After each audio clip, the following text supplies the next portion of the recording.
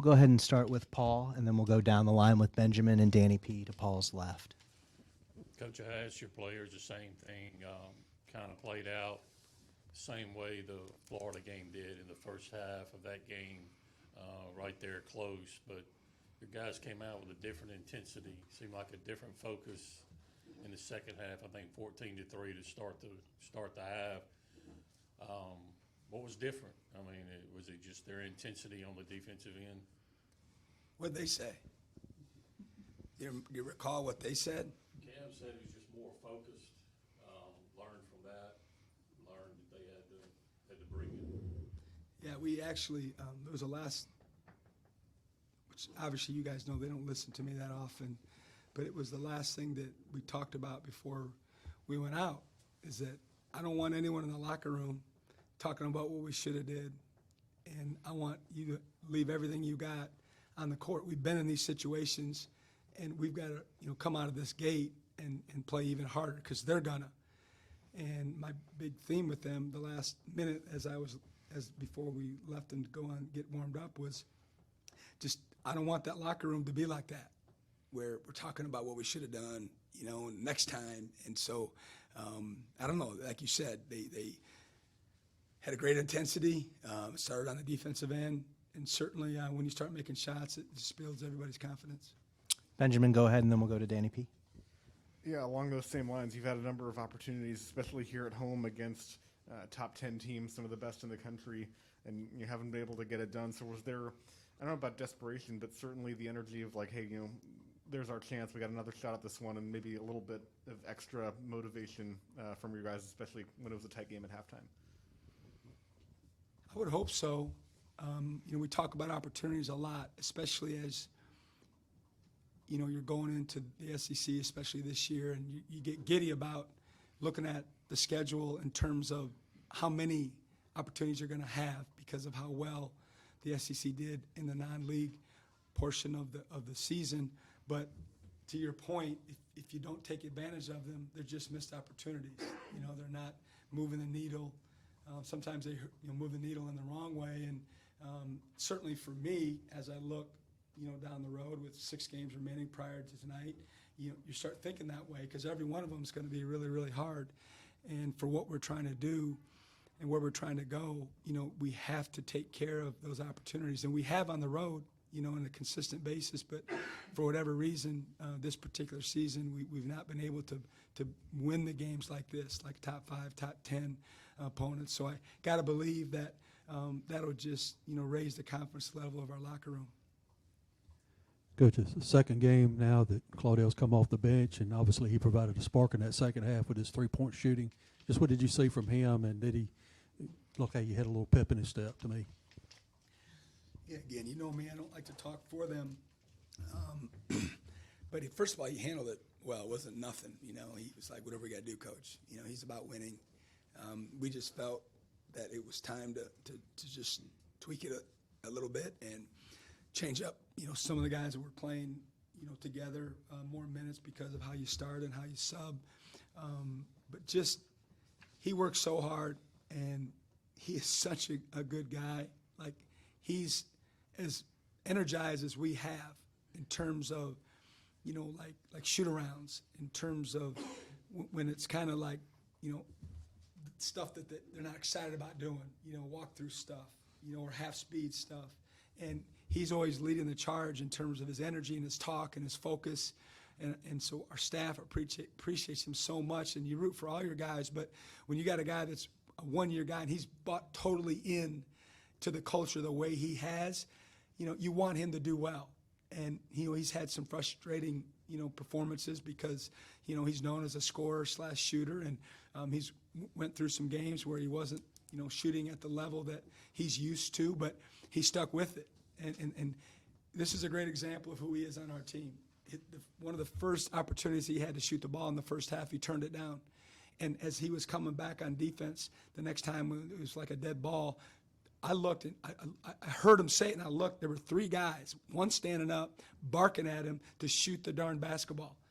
and I'm like, okay, yeah, shoot it, Claudell. Keep shooting the ball. I joined the party, but that tells you a lot. The respect that he has from his teammates for that early in the game, for them to encourage him to not to turn down shots.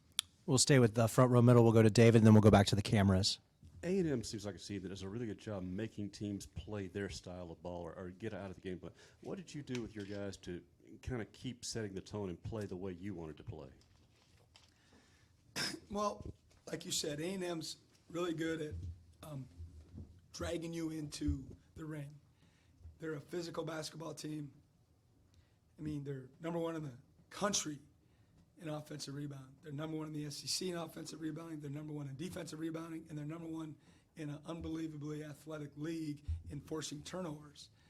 And so, we obviously knew exactly how they were going to play, and you don't have a choice at times. And we talked a lot about that. We're going to have to get in the trenches.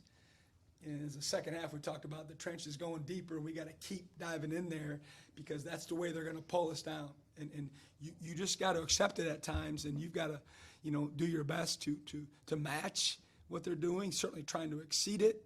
But they've won the rebounding battle, right? And to be honest with you, deep down, I didn't know if we could win the rebounding battle. I just was hoping to neutralize it because of what they do. That's what they do. But I thought in the second half, especially, we won the turnover battle. I mean, to me, that was, the story of the game is how many times we turned them over and turned defense to offense. And then certainly when you start making threes, that was the separation in the game. Way in the back, Coach. Coach, you've had your fair share of top 10 opportunities to finally get over that hump. How does that make you feel? How good does this win feel for you? But also, what was that locker room like after the game? Well, fortunately, we've had some wins, since we arrived against top 10 teams. But for this particular team, it was needed. If you look at our record against, whatever the parameters are, top 6 net or top 20 net, it's really, really good. But to take it to the next level and get your confidence that you can play with, more teams, that you can compete with the better teams in the league and even across the country. That's what you need. You need validation. You need to, we can talk to her blue in the face, but after you do that, and I would expect them to have a different bounce in their step come Thursday when we start practice. We'll go to Brendan over here on the far side of to Coach's right. Yeah, it just kind of seemed like the kind of night where you guys needed and brought some grit between, forcing turnovers, playing really stiff defense in the second half. Just what do you think of your team and to that end? I thought 3 games in a row we've done that. At Georgia, at Ole Miss, and then certainly tonight. And when we were in the locker room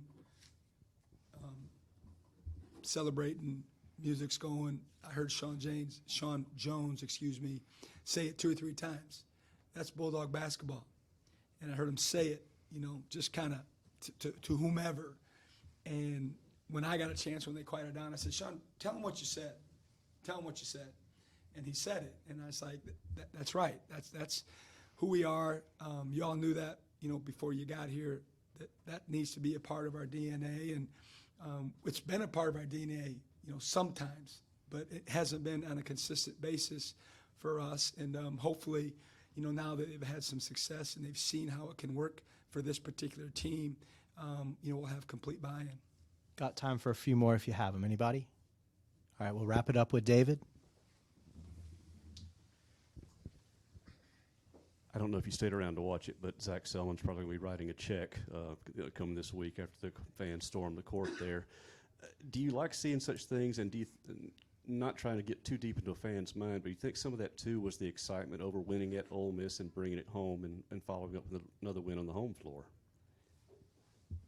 Man, that's a doozy for the final question. That's a lot to unpack. I heard something, I don't know if it's true, that, since they waited till the other team cleared the court, that it was going to be okay, and they kind of told them, hey, if you wait, I don't know. Obviously, that's above my pay grade, but I was a little surprised because it wasn't right away, and I didn't really know what was going on, but that was my cue to get out, of the floor and, get with the team and get with my media responsibilities. But you know, I'm sure we'll deal with whatever we got to deal with. All right. Thanks, Thank guys. you.